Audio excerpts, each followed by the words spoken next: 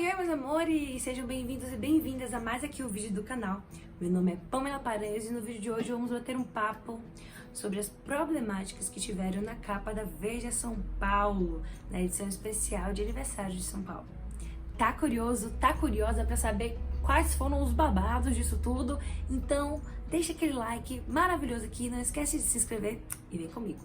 Primeiro de tudo, gente, o que eu faço antes de analisar um texto é perceber ele criticamente. A gente já superou essa história de que existe discurso estéreo, a sociologia já provou há muito tempo que não existe isso, não tem como fazer isso. Então a gente sabe que se alguém falar algo, seja no texto escrito, seja na fala, seja pela fotografia, enfim, pro que quer que seja, a linguagem corporal, ela tá dizendo aquilo por algum motivo.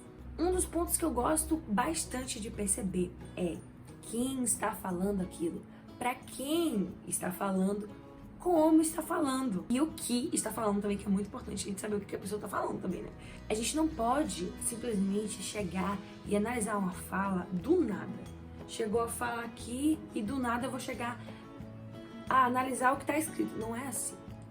Não deve ser assim, porque para você entender aquela fala, o que realmente aquilo quis dizer, você não pode tirar ela dentro do contexto. O contexto é extremamente importante para você se ligar no que realmente aquilo quer dizer, né? Ler nas entrelinhas. Partindo agora para a parte de marketing digital, que inclusive é uma parte que eu trabalho, é importante que todo mundo saiba que as empresas, elas têm uma linguagem. Toda empresa, ela tem uma linguagem, principalmente empresas grandes. Mesmo que você nunca tenha parado para pensar em qual é a sua linguagem, mas a forma como você mostra seu trabalho já diz muito sobre quem você é. E na sua empresa isso não é diferente. Seja as fotos que você posta, como você posta, a cor que você posta, o que você fala, como você fala, o que você mostra e talvez principalmente o que você escolhe não mostrar. Os silêncios, os hiatos, eles também são muito importantes nesse momento de interpretação. E quando a gente está falando de uma empresa tão grande, com história, né, tão longa, longínqua como a Veja, a gente não pode realmente achar que a mensagem que ele passou foi sem querer, eles não pensaram, porque eles pensaram muito. Se você está investindo um dinheiro muito grande na produção de uma revista, você sabe que você vai ter que analisar aquele texto 1 milhão de vezes. E não só os textos escritos, mas também as imagens, que talvez sejam das coisas mais importantes dentro de uma capa. Antigamente, há muito tempo atrás, há um tempo atrás era mais comum a gente passar nas bancas de revistas e realmente prestar atenção no que tinha lá nas revistas. Comprar revista hoje em dia realmente é difícil, muita gente não faz. Mas ainda existem as banquinhas, as famosas banquinhas de revista. E nela, quando a gente passava por ela, a primeira coisa que a gente olhava era a capa e principalmente a gente prestava atenção nas imagens. Analisando a imagem que a Veja colocou aqui, ela traz uma imagem, infelizmente, extremamente estereotipada do que é Nordeste. Vale lembrar aqui que o Nordeste é composto por 9, nada menos nada mais do que 9 estados. Então é óbvio que não existe uma cultura homogênea no Nordeste. Que fique bem nítido isso aqui. Não existe homogeneidade. Se tem uma coisa que não existe no Nordeste, é homogeneidade. Então eles pegam uma região enorme, não só em tamanho territorial, mas tamanho de populacional, né? Uma região riquíssima em culturas mais diversas possíveis e trata aquilo apenas como o sertão. O Nordeste é sim também sertão, o sertão inclusive resiste, mas a gente tem que entender que o Nordeste não é só isso, não deve ser tratado apenas como isso. Essa forma de ver o Nordeste é uma estereotipação e que é muito característica da região Sudeste. Infelizmente, é uma verdade a se dizer. A visão do que o Sudeste tem do Nordeste é como se fosse uma massa de bolo única, de apenas um sabor, onde eles podem botar no forno quando eles quiserem e moldarem como bem entenderem, e não é assim.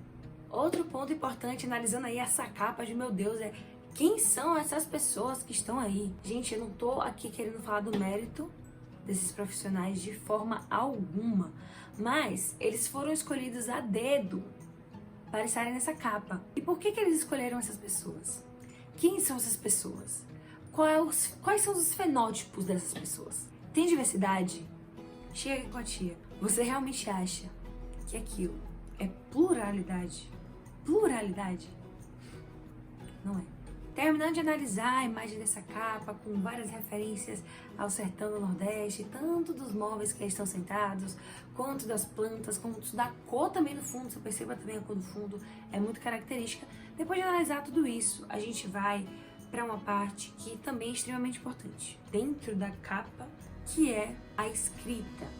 Primeiro a gente sempre chama atenção muito para a fotografia, a imagem ela nos capta mais rápido, depois a gente vai para a escrita.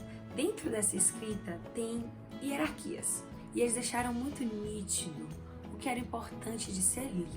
Está escrito em letras garrafais a capital do Nordeste.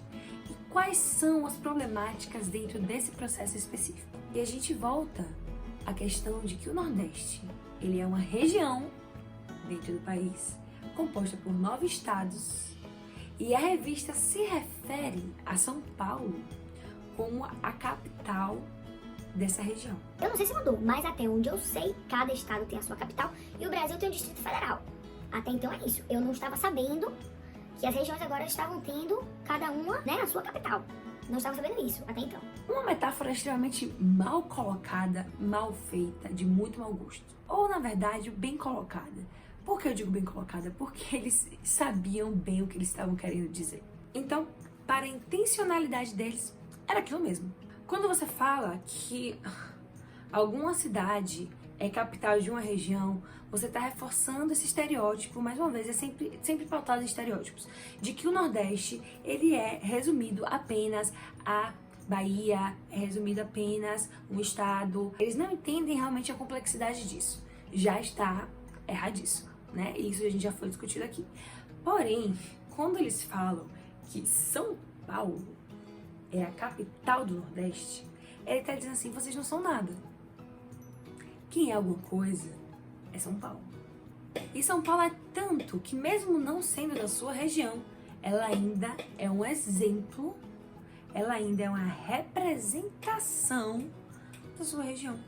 Então, na verdade, essa capa não estava homenageando os nordestinos. Essa capa foi feita para fortificar um estereótipo. Foi feita para fortificar a xenofobia do Sudeste em relação a outras regiões do país e principalmente a região do Nordeste. É uma soberba realmente fora do comum, fora do senso. E como se não bastasse isso, eles ainda se referem à nova migração. Porque no caso, teriam como se fosse 2, entre aspas, êxodos.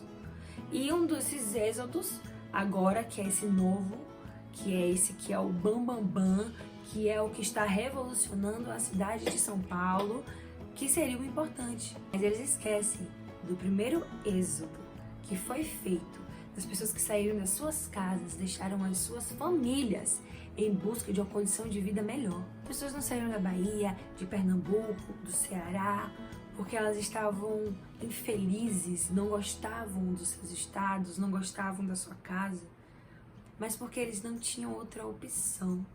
Não tinham outra opção senão deixar a sua família para tentar uma vida melhor em outra região. E por que isso? Porque a distribuição financeira e econômica do país, ela é extremamente estratificada, ela é extremamente desigual. Enquanto o Sudeste recebe investimentos gigantescos, uma região tão grande, tão vasta como o Nordeste, recebe valores ínfimos comparados ao que o Sudeste recebe. Então, os investimentos de moradia, de condição, de saneamento básico, de tudo que é importante para a sobrevivência, que inclusive passam por inúmeras questões, que também são questões geográficas, como é o caso do sertão, são simplesmente negligenciados. E por conta dessa negligência que vem de nível estadual, que vem de nível estatal, que essas pessoas tiveram que deixar suas casas. Não é porque São Paulo é um lugar maravilhoso, onde todos querem morar, onde todos querem viver. Não foi por isso que eles saíram de lá. E é importante também lembrar que a romantização dessa migração, ela tem que ser feita assim com muito cuidado, porque esse processo é um processo muito doloroso e é um processo de muita subjugação, que até hoje a gente percebe. Porque a maioria das pessoas que foram para São Paulo tiveram que trabalhar com empregos que para muitas pessoas são considerados subempregos, que para muitas pessoas são considerados empregos que não valem a pena, são considerados empregos que não são dignos. E o fato é que essas pessoas, né, esses irmãos que saíram aqui do Nordeste e foram para lá, foram que realmente construíram a cidade. Importante lembrar também que quando eles falam desse segundo êxodo, fala da arquitetura, fala do design, fala das startups, eles estão falando em economia, estão dizendo assim, venham pra cá mesmo porque a gente quer melhorar a economia, a gente não tá ligando pra você. Eles não estão ajudando o Nordeste em relação a isso. Eles não estão apoiando o nordestino, eles estão dizendo, venham pra cá pra desenvolver a economia daqui. E também é só. E é interessante como é que eles colocam o valor nessas pessoas desse dito segundo êxodo, que são pessoas que já têm uma escolaridade maior, que já têm uma condição financeira maior. E isso mostra também o que realmente importa para eles dentro desse discurso. É realmente um absurdo que isso ainda seja fortificado nos dias de hoje. A gente sabe o quanto que a gente aqui do Nordeste sofre apenas por sermos nordestinos. Seja em época de eleição, seja em qualquer momento. Principalmente para as pessoas que estão morando lá, ou porque tem que morar lá, ou porque escolheram morar lá. É um processo de xenofobia enorme. E se você acha que isso não existe, dê graças a Deus, porque você não tem que passar por isso. Ou você acha que é fácil para uma pessoa que sai do Nordeste e vai para lá, passar todo dia por humilhação. Ou você acha que é interessante, que a gente fica bem de todo mundo ser chamado de baiano, baianada, de uma forma extremamente preconceituosa, com uma conotação negativa, com uma conotação estereotipada. O nosso sotaque é deturpado, a nossa cultura é deturpada, nós somos negligenciados, nós não somos ouvidos, nós não somos nem sequer ouvidos. Então, antes de você ler qualquer tipo de notícia, antes de você olhar qualquer veículo de informação, veja, por favor, o que tem por trás disso. Parem de menosprezar as dores que não são de vocês. Parem de fortificar e apoiar movimentos xenofóbicos, movimentos racistas, movimentos LGBTQ-fóbicos. A gente está falando aqui de uma vinculação que tem acesso nacional. Nós estamos falando aqui de uma empresa conhecida, de renome. Imagine. Se eles colocaram isso com tanta naturalidade, é porque dentro deles eles acreditam que tudo bem. É isso mesmo. E xenofobia está longe de ser tudo bem. É muito mais do que falar sobre empatia. É muito mais de falar sobre nacionalidade, nacionalismo. É muito mais do que falar sobre isso. É de falar de ética. É de entender como funciona o todo, é de olhar com um olhar abrangente, olhar em profundidade as situações. Não pegue uma fala, por favor, e simplesmente tire ela de contexto, porque assim a gente acaba com uma perspectiva rasa da realidade. E a realidade ela pode às vezes ser dura, e quem vive isso sabe na pele. Quem tá de fora, às vezes pode não entender muito bem o que a gente tá falando. Mas não é só sobre comentários inapropriados. É muito mais. É o nosso sangue que foi e que ainda é derramado por conta dessas posturas e que ainda hoje tem espaço dentro da perspectiva nacional. Isso fala muito sobre o Brasil. Isso fala muito sobre política. Isso fala muito sobre nós. Que tal mudar a forma de pensar? Que tal ouvir o que o outro tem a dizer? Que tal repensar e não aceitar tudo? Que tal repensar nas reproduções de violência que você está fazendo e nem sequer percebe? Fica aí esse convite pra gente analisar nesse período aí de quarentena. A gente tem muito tempo pra pensar nisso, não é mesmo? Queria falar pra vocês, agradecer a todo mundo que assistiu até aqui. Um beijo no coração de vocês. E não vamos parar de falar sobre esse assunto. Eu realmente espero que a gente consiga refletir, que a gente consiga mudar a nossa forma de olhar para o Nordeste, perceber que o Nordeste ele é múltiplo, ele é cheio de culturas, ele é cheio de pessoas maravilhosas, de sotaques diferentes, com falas diferentes, com linguagens diferentes. No Sudeste, vamos olhar para o Nordeste não só como um destino de viagem de vocês, mas olhar o Nordeste como uma região completa e complexa. Olhar para o cidadão nordestino e ver um ser humano ali. E ter respeito, ter empatia para o seu igual, para o seu próximo. Eu não aceito xenofobia. Não devemos aceitar a xenofobia. É uma violência extremamente pautada no colonialismo. Quer dizer, 500 anos depois, e a gente ainda reproduz isso.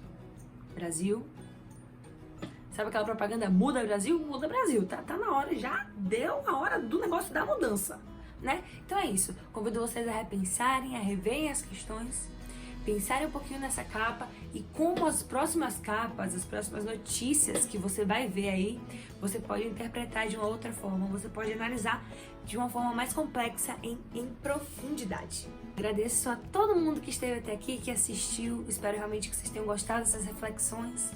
E conta aqui embaixo se você já passou por algum momento de constrangimento por ser nordestino.